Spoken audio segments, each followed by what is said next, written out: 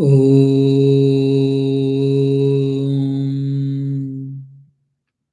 Durjana Sajjano Bhuyat Sajjana Shanti Mapnuyat Shanto Mucceta Bandebhyo Muktaschanyan Vimochayet. O Lord, please shower your blessings on every being so that let all the wicked people be transformed into the righteous people. May all the righteous people attain peace. Let all them strive for self realization.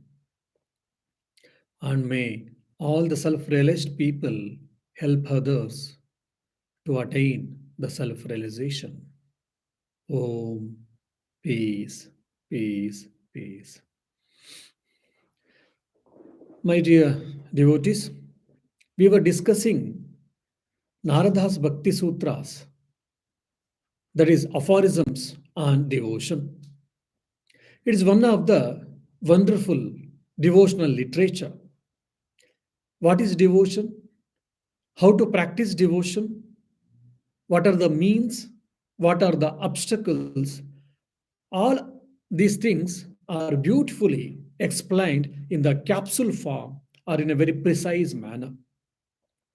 I often keep saying this, that the celestial sage Narada himself was a great devotee. He was the embodiment of devotion. He was known for his devotion. And he's giving a word of caution that if you want to be steadfast in the devotion, you should not get into unnecessary vain arguments. So that has been prescribed or discussed in the 74th aphorism. Let us see now. Vado navalambhya means one must not enter into the vain arguments. When we hear such statement, immediately for some of us, we get a idea or a question that means should not we discuss at all? As a blind faith, should we accept everything, which is not right, probably? So, here we should understand that one must not enter into the argument. That doesn't mean that one should not discuss, one should not question. No. Of course, with the teacher, with the known people, we should question, we should clear our doubts, we should discuss with the right minded people so that we will understand things better way, no doubt. But unnecessary vain arguments, we should not go. Sometimes there are a couple of people, there can be a couple of people who tries to argue to show their scholarship, to show their intelligence, to show that there's something great, there's something better.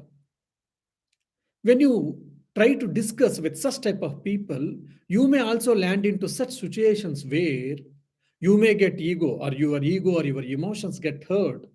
So to get rid of it, you may also get into the vain arguments, and to you from that your ego may be boosted, your emotions may be disturbed, and you will land into simply vain, dry arguments where we will not, land into any constructive thinking or constructive discussions.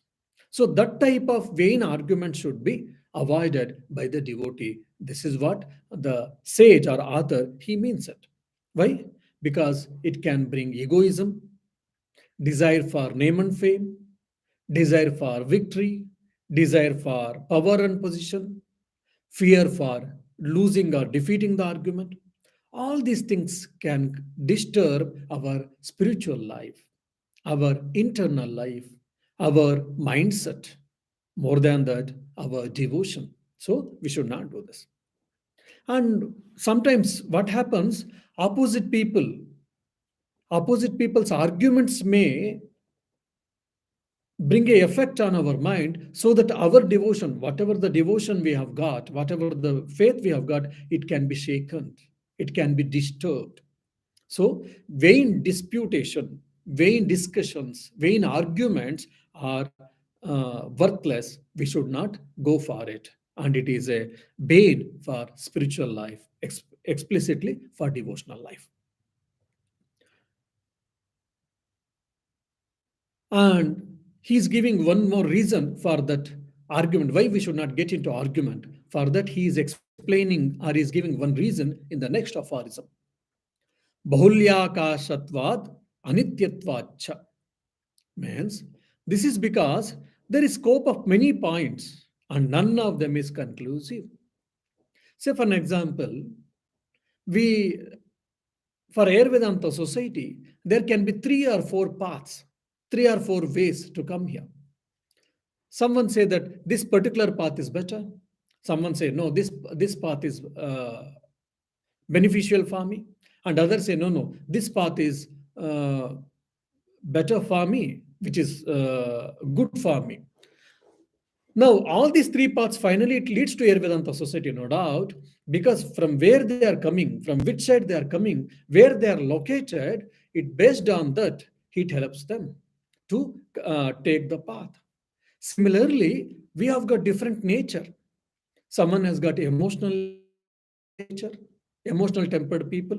Their emotions, their love, it is very strong in them.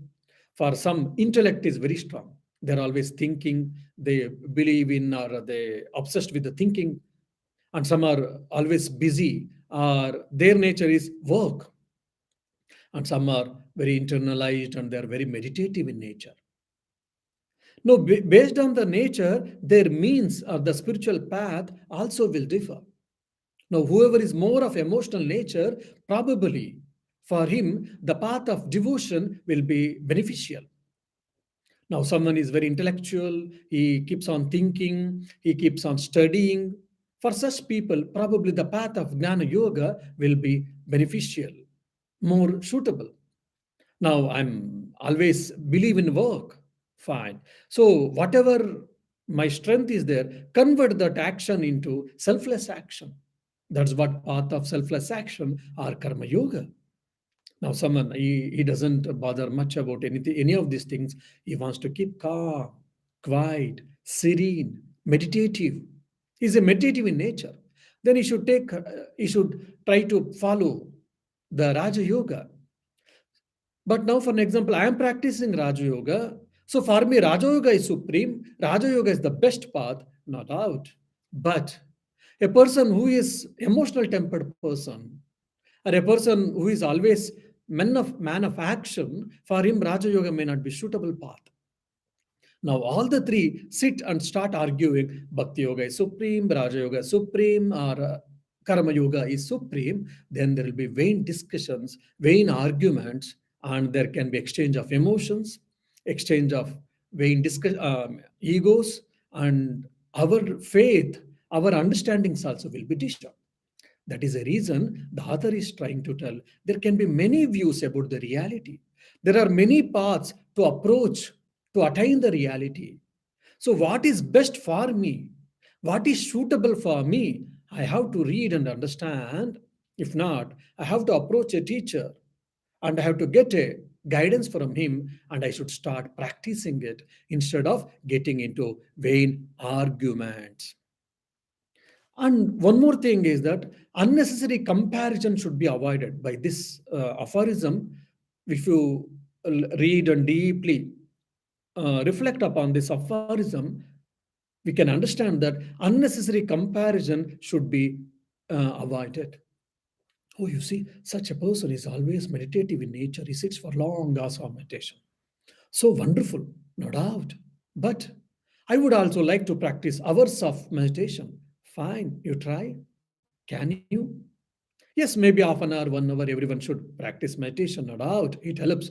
But at the same time, what happens?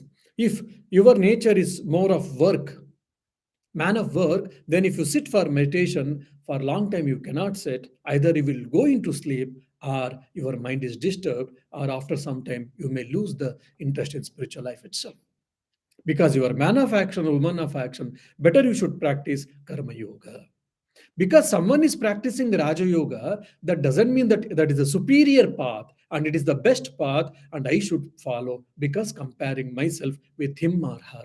That should not be done. So when we start arguing, discussion, I mean, vain discussions, these things can happen. That's why it should not be done. So unnecessary debates can hamper our devotion. And also sometimes it can say someone says no. See, Gnana Yoga is the superior. So X, Y, Z, some philosopher has said, some saint has said.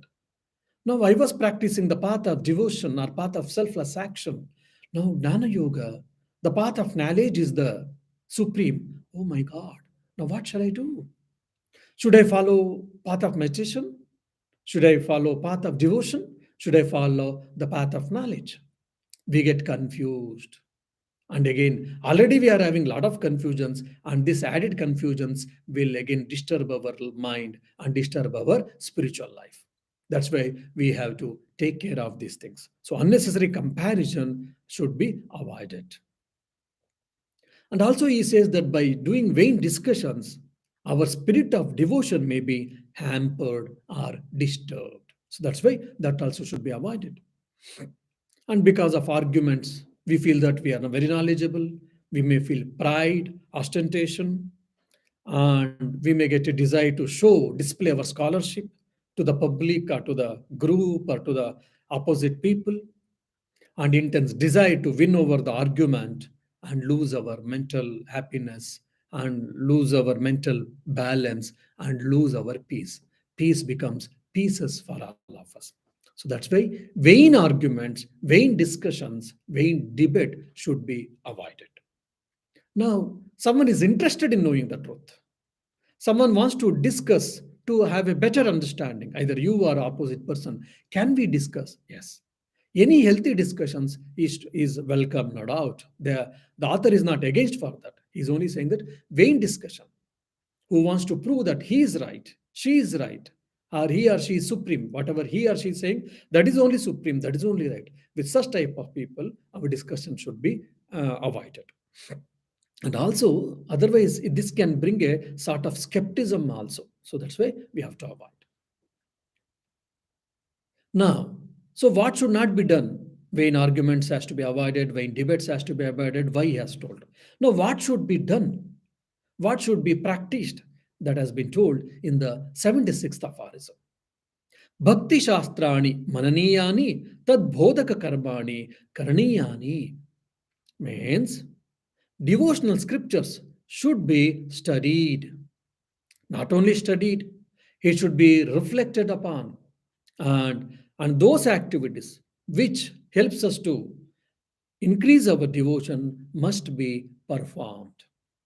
So first and foremost, when we decide that our path is path of devotion, then we should start reading the scriptures which are pertaining to the path of devotion.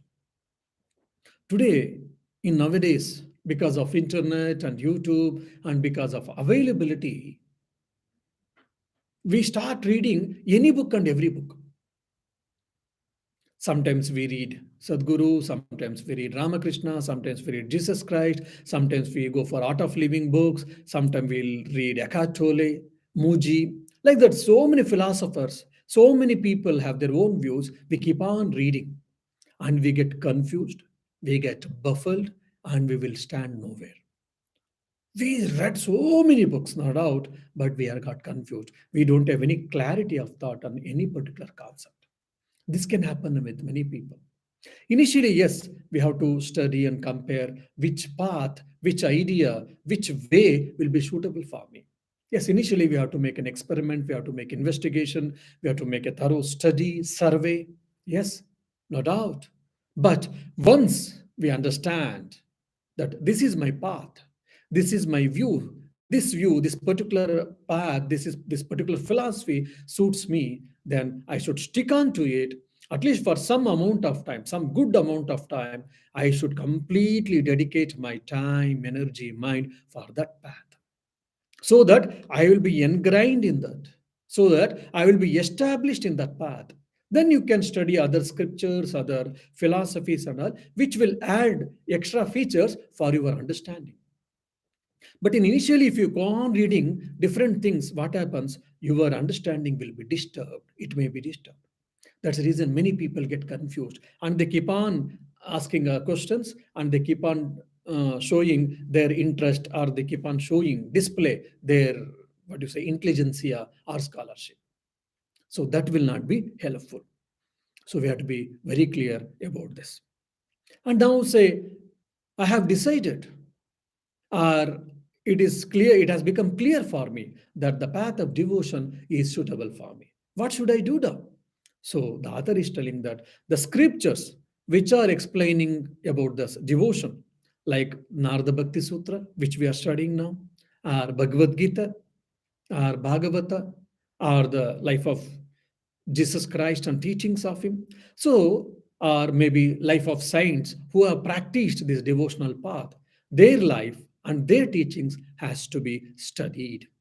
Not to be read, has to be studied. So there is a lot of difference between reading and studying. So the author is asking us to study, not to just mere read. Okay, I've studied. Is it enough? No, we have to reflect upon. For example, when we eat, we take it, we put into the mouth and we swallow and we gulp. But whereas any cattle, if you see, they simply, initially, they simply gulp, they swallow, and afterwards, while sitting in one corner, they bring it out, they bring it back, again, they munch and they again swallow. So, like that, whenever we get in some ideas, when we get some knowledge, yes, you study them, and afterwards we should keep on thinking about it. We should keep on reflecting about it. That is called manana in Sanskrit. I mean, we should reflect upon it. We should think, rethink, so that what happens? The ideas gets cleared. The idea will be clear more and more for us. So why should we do? Why should not we do? What should we do? What should not we do? How should we do? How we should not do? And not only that, what does it mean? So, like self, what does it self mean? What does the devotion mean? What is that God concept called God? Who is to be known as God? Why is called God? So these concepts, more and more it becomes clear, our quality of life, quality of spiritual practices also will increase, will become better. So that will have an effect on our life. So that is a reason we have to reflect upon. That is called manana in Sanskrit. And also, that we have to perform such activities which increases our devotion. Tad bodhaka karmani karaniyani. We should perform such actions which increases our devotion. Say, for example, worship, puja, worship. By doing that, our devotion increases. Singing hymns, doing some singing devotional prayers. By that, yes, our devotion gets increased. Serving the Lord, maybe in the temple or in the church or in any religious places, or helping the people, thinking that they are all the God children. Now, I am helping a poor person by feeding him. Why I have to help? Or in what sense I should help him or her? Feeling that he or she is not a beggar, instead, he or she is the child of a God, son or daughter of a God. So, by serving him or her, by serving the food for him or her, I am serving my Lord. I am serving the God. So, every action, a normal action, can be converted into spiritual action. It can be converted into devotional action. It can be converted into spiritual action. That's what we mean spiritualizing uh, our day-to-day activities, spiritualizing life, spiritualizing activities. So, which is conducive to our spiritual life, which is conducive to our increasing devotion, all such activities have to be performed. And maybe serving the devotees of the Lord is also a part of spiritual life or of part of devotional path. And maybe participating in prayers. Many places they have got prayers. So if you can participate in that prayers, yes, your devotion temperament will be increased. When I sit in the room or in my home and when I do pray, yes, it is good. But when we go to such places, religious places, where they are doing prayer already, lot of people, and when we go, automatically it is easy for us to pray, and our devotion and our the quality of prayer will be increased. So that is the reason we have to go to different religious places also. And this aphorism, particular aphorism, tells clearly, it is telling us clearly, every path presupposes few terms and conditions. Every path has got definite ways, definite approach that we have to understand. So the path of devotion is asking us not to go for vain discussions. It is asking us to study the scriptures which are pertaining to only devotion. They're asking us to reflect upon the ideas which is prescribed in the devotional literature. Not only that, we have to perform such actions which increases the devotion. So if you remember the sutras 12 and 14, 49 and 62, for that, this is a extension or a supplementary or a supporting statement. So how devotee has to be steadfast in his spiritual practice, how he can increase his devotion has been told in a nutshell in this particular aphorism. And how he has to perform his activities also has been told. Now, one has to study, one has to perform activities which are conducive to devotional path or spiritual life, and one has to reflect upon the devotional philosophy they told. And the next aphorism, they are trying to tell in more in intensified form of spiritual practice or the path of devotion. Let us see what it is. Sukadukke cha labhadityeke kale pratikshamane kshanardamapi vyartham naneyam. What does it mean? Having been freed from the dualities of happiness and misery, gain and loss, desires, etc., the devotee gains more time. He must not waste even half a moment. Now, here, the author is very happy. The author is, what do you say? He has got a preconceived idea that we have already raised ourselves from the all type of dualities. We are all having so many dualities in this, like sometimes we are happy, sometimes we are unhappy. Sometimes we may be facing profit in our life or in business, sometimes we are facing loss. Sometimes we are experiencing heat and sometimes we are cold. Say, for an example, in Ireland, in May, June, July, we'll be experiencing heat. Many people are not happy.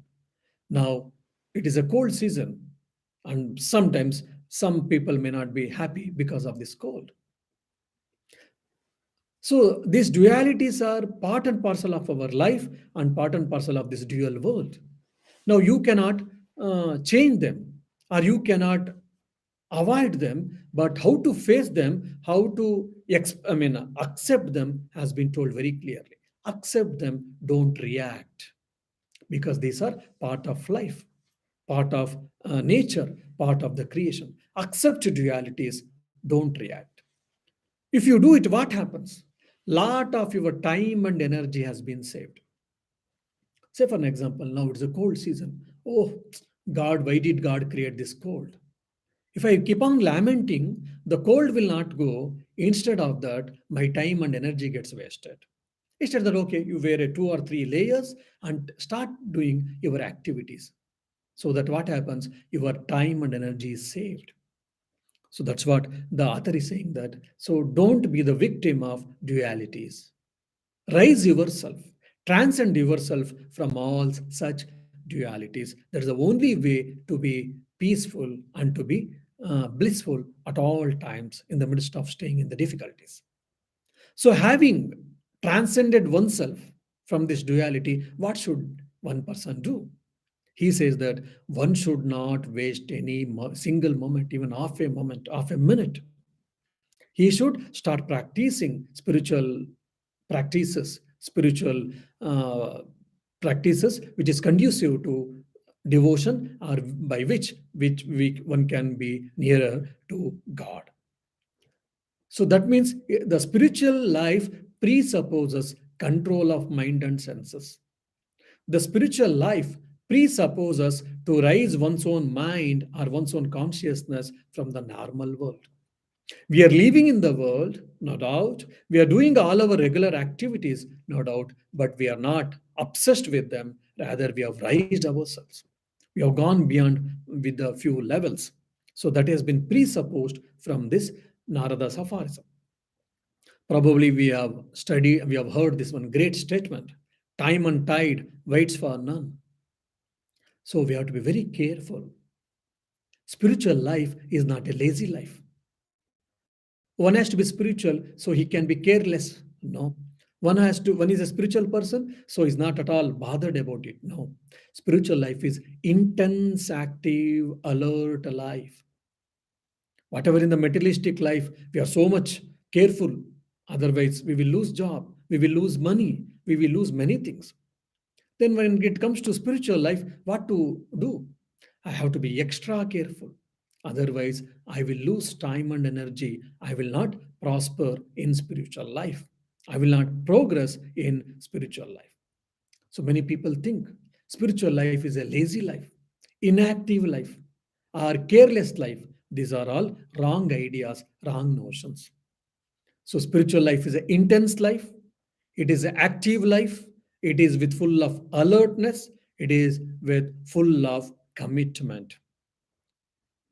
So alertness is very, very essential for spiritual life that we can see in this particular aphorism. So having control over the mind, one should not waste even a single moment. He should keep on pursuing his spiritual pursuits. Means one has to be serious in his spiritual pursuits. He cannot be carefree. 1 or 2 days we meditate and again we don't, and again we do sometimes, again we don't do. Such type of haphazardness cannot be tolerated in spiritual life. That has been told very clearly by this aphorism. So devotee has to be very alert physically, intellectually, mentally, emotionally, and also spiritually, so that his spiritual progress will take care. Now, some are other values. In the 77th aphorism, the author has explaining in a very general sense what to do and what not to do, what has to be practiced, what has to be avoided. Now, in the 78th aphorism, what has to be practiced, for that he is giving the list of values. What are the values has to be practiced and what are the values have to be avoided. Ahimsa satya shaucha dayastikyadi charitrani paripalaniyani means virtues like non-injury, truthfulness, cleanliness, faith in divinity, and so on are to be cultivated. Means not only, of course, when we hear this aphorism, it is not only the spiritual aspirant who is following the devotional path. He may be following path of devotion or path of selfless action, path of knowledge, or path of meditation. Anyone, any spiritual aspirant has to practice these virtues, basic virtues. And not only that, if any person has to be called human being, a gentle being, he has to practice these things. So these are the very fundamental base for any human being to have a safe society. What is that? Ahimsa, non-injury, non-violence, satya, speaking the truth, shaucha, cleanliness, daya means compassion, astikya means faith in divinity, faith in the higher power. Adi can be added many other things. Then charitrani. Charitra means it can be understood in two ways. One is virtues. All these virtues are character of a person. A person is a good, a person is a bad. Because he or she looks so wonderful, so handsome, that's the reason he or she is called good. Someone looks ugly, that's why he or she is called bad. No, because he or she has got a good qualities, good nature, good values, that's why he or she is called good person, good man, good lady. And someone has got wrong values, practicing wrong values, sinner or whatever, that's why he's called bad person. So a personality is denoted by one's own character. So character is very, very important. That's why there's a beautiful saying. If wealth is lost, nothing is lost. If health is lost, I mean, something is lost. And if character is lost, everything is lost. So character is the very important for a person. So this charitriya means character. So character has to be developed. Character has to be built. I am a spiritual person. I'm very devoted person, devotional person, but I tell lie. I cheat people. That if you say it is not possible. Not only spiritual life, not only devotional life, even you cannot be called as human being properly. So paripalaniyani, one has to practice and cultivate all these virtues and values to progress in spiritual life and also in the devotional life. Basically, in the Patanjali Yoga Sutra, whenever whoever studied, there in the Yama and Niyama, all these values are told. Now, if you see in Indian philosophy or Sanatana Dharma, these are the basic values on which the human's life or society has been built up. But when it comes to Semitic religions and when it comes to Buddhism and especially these moral values are given lot of importance, and that itself constitutes their major philosophical understanding or major philosophical theory. Say, for an example, compassion in Buddhism. They give lot of importance for compassion and right conduct, right thinking, right speech, right action, all these things in the Ashtanga Yoga of Buddha's philosophy. But if you see in Indian philosophy, that has become the very base. Why? Based on this only, one's life has to be built so that one can have God realization and self realization. So that's what the difference. So whenever we read Buddhism, Buddhist philosophy, or Buddha's teachings, sometimes people say, oh, that is not discussed, all these things are not given importance in the Indian philosophy or in the Vedanta. Some may say or some may feel it is not true. It is the basis of a life and it is the basis of spiritual life. So that has to be understood very clearly. And in Bhagavad Gita, these values are termed, are classified, are categorized under Daivi Sampath. The values which are good, which are celestial, which will take us to nearer God. Now, Adi word means meat, etc. We can add so many other things. Now, let us try to understand ahimsa. What is this ahimsa? Ahimsa means non injury. We should not injure anyone, even in the word, thought, and work. So, when we talk unnecessary, we should not hurt anyone. Oh, I am so truthful. I'm so sincere. I'm so straight. Saying that sometimes we injure people by our words. That should be avoided.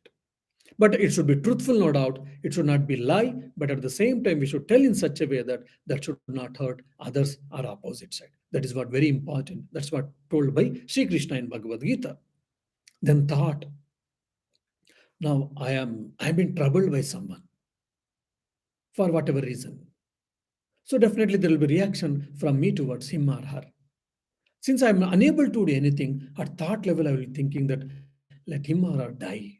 Let him or her go down. Let him or her get beatings, or he or she may meet accident. Such type of ill thoughts we may be having towards opposite person. Because he or she has injured me, he or she has hurt me, whatever the reason may be. So in thought level, sometimes we think injuring others. We are thinking bad for others. Even that should be avoided. That is what has been told at the thought level. Then at the work level, by our action, we should not hurt others unnecessarily for no reason. Now, if someone is doing bad, say for an example, someone is coming and beating the some old person. A old person is there since he's not capable. Two or three youths are going and beating them. What should we do? Should we keep quiet? No, we should stop it. If we don't listen, probably we may have to tell strongly and then you have to stop it. Then also, if you don't listen, then probably we have to tell them in a proper way so that they will listen to us. That is not mentioned here. But unnecessarily, voluntarily, we should not trouble others. We should not give any problem.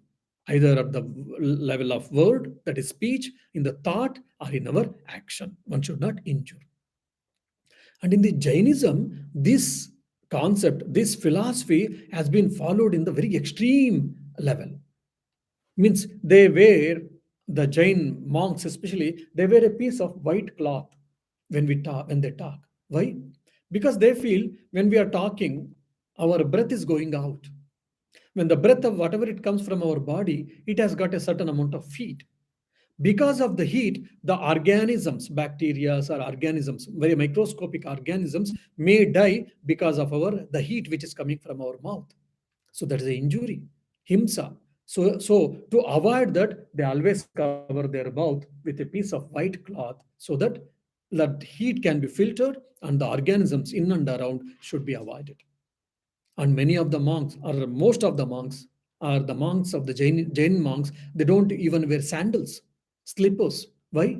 Because if I am wearing a sandal, say for an example, some small worm is there, some small insects are there on the road. I have not seen. I cannot see even because all the time. If I keep on observing, then I will not be able to walk at all. My walk goes down, stops.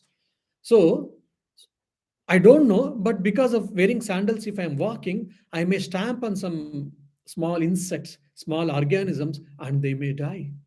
So again, that creates injury, himsa. That's the reason they don't wear even the sandals. So, like this very extreme ahimsa vrata has been followed in the Jain philosophy. Now, what is the positive aspect of this himsa? What is the opposite positive aspect, positive way for this himsa? If you ask, the author tries to tell is trying to tell that daya, compassion. We should love others. We should help others. We should serve others as much as possible. One thing, we should not hurt others unnecessarily. No doubt, at the same time, as much as possible, we should help others. We should serve others at any cost. Now, here, Swami Vivekananda and his guru, Sri Ramakrishna, they have given a highest philosophy for compassion. When I show some compassion, say for an example, a poor person is there, I saw him, then I felt out of compassion, I thought I will help him. So I will give 10 euros. Then I may feel because I've helped him, he should be grateful to me. So he's the receiver and I am the giver. Some sort of ego feeling, some sort of superior feeling may come in my mind because I have helped him, because I have given him something. Because of my help, today he is able to take his food. So he's the receiver, I am the giver, and he should be grateful to me. Such type of unnecessary superior complex or ego may be boosted. That's why Sri Ramakrishna says that who are you to show compassion? God only can show the compassion. So it is better, instead of feeling that I'm showing a compassion, of course, we should have compassion, no doubt. Instead of that, think that you are worshipping the Lord. The Lord, the divine, has come in the form of a beggar. By helping him means you are serving the Lord. So then the activity of serving, the activity of compassion will be translated into, will be transformed into spiritual action, which the manifestation of the divinity or the increase of devotion will be easier possible from this action. That's how Sri Ramakrishna and Swami Vivekananda has given a wonderful upliftment for this compassion or helping others. So don't think that you are helping others, think that you are serving the Lord. You are serving the living God. You are serving the divine. So, without compromising the truth, we have to perform these actions. I'm so compassionate. I am so much considerate about the society. I keep on helping people. Yes, no doubt. But sometimes, in the name of social activities, in the name of helping others, if we neglect our own personal life, if we neglect about our spiritual life, then we may be a problem. Why? Whether we are helping the people because of really feeling for others, or because of desire for name and fame, desire for power and position, or desire for advertisement or publicity.